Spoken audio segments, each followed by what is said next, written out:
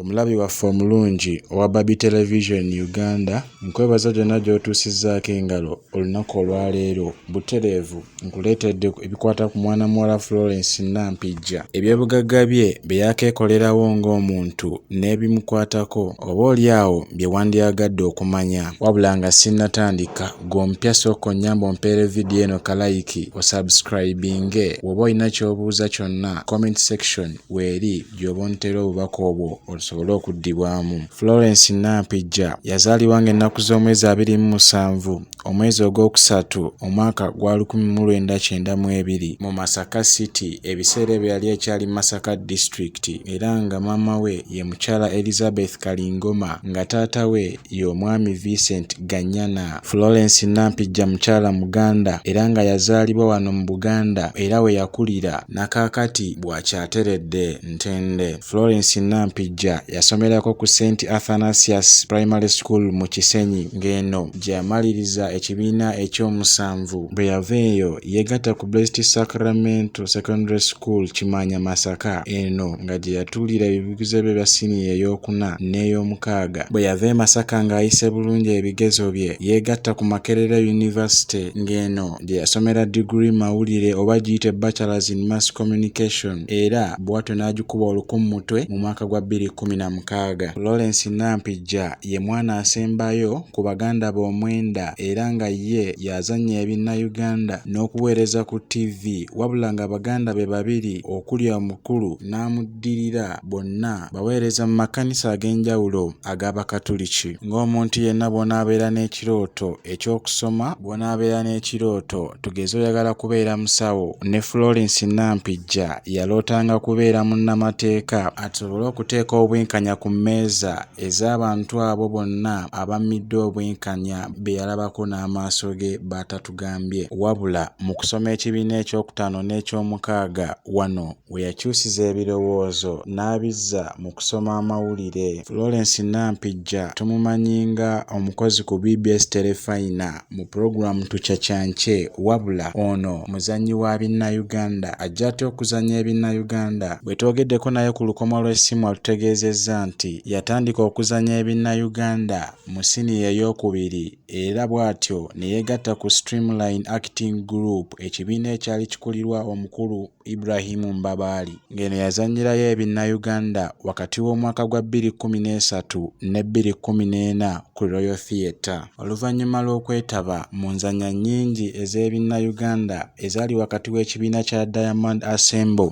ekyali kikulirwa omukulu Kato Lubwama ne Zubairi Family, wano Ahmed Lubowa we yalabira Florence Nampijja bw'atyo n'amwogereza okumwegattako mu Zubairi Family. Olw'okubanga Zubairi Family ye yaliko ebiseera ebyo ng'ekibiina ekyali kimanyikiddwa ennyo mu kuzannya katemba, yakkiriza okusaba kuno okwali kumusabiddwa Ahmed Lubowa, bw'atyo ne yeegatta ku Zubairi Family n'asuulawo akatambaala mu Streamline Acting Group. Waayitawo ekiseera kitono nnyo Zubairi Family nayo ne yeeyawulamu era Florence Nampijja n'asalawo agoberere mukama we Ahmed Lubowa eyali amuleese mu Zubairi Family, ne batandikawo ekibiina kye baatuuma Aromantic Entertainment kyakyalimu kati. Florence Nampijja yeegatta ku BBS Telefayina mu mwaka gwa 2016 nga yakamaliriza okusoma kw'e Makerere era bw'atyo yafuna omukisa guno. Bino yabikwasaganyanga bibiri ng'aweereza ku TV bw'azannya emizannyo. Abangi mwe twamumanyira mu buzannyo nga Entunnunsi n'Akalya Amaggwa, era nga buno bwe bwamutunda mu bannayuganda. Bwe twogeddeko naye atugambye nti omuntu eyamuwaliriza okwagala okuzannya emizannyo gy'ebinnayuganda atugambye nti omukyala Ruth Kalibbala Bwanika, omukozi ku Ddembe FM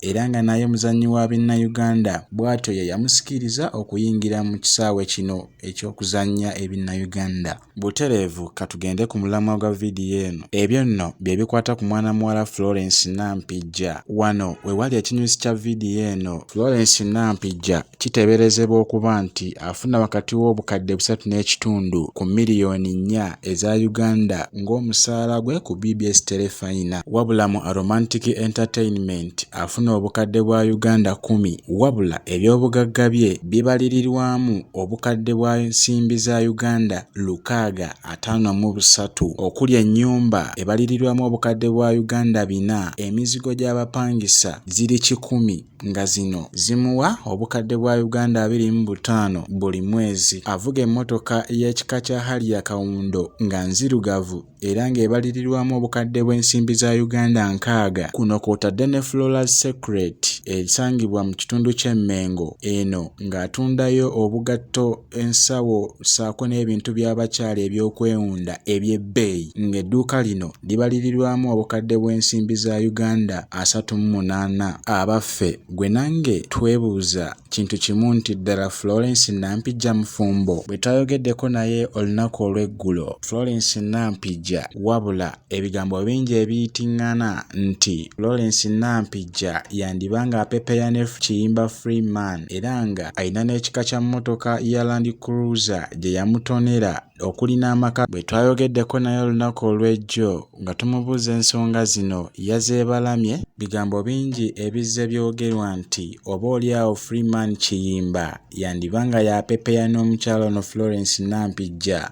Bwe twamubuuzizzaako byonna yabyegaanye n'abyesambaggere. Mu vidiyo yaffe eddako tukuleetedde mwana muwala Diana Nabatanzi abangi gwe muyita muganda wa Florence Nampijja. Lindirira ogenda kuba ng'obimanyi.